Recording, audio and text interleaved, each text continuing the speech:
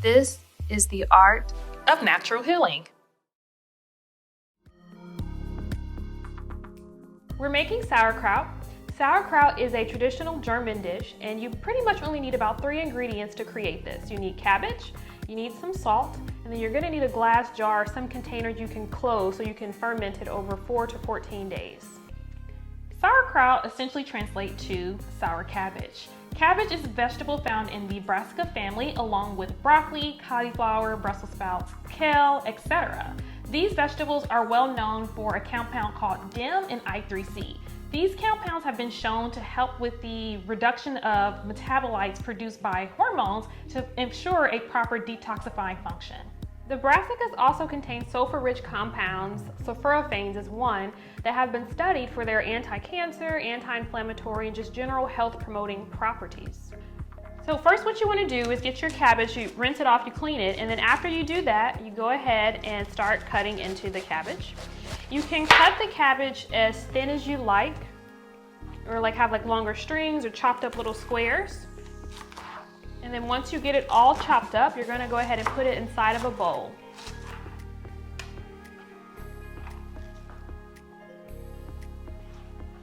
So after you've gotten your cabbage chopped up to the size that you'd like, you can go ahead and place it in the bowl and then bring your bowl to you and place a little bit of salt, typically about 1 teaspoon, 2 teaspoons inside. You can always add more as you go along.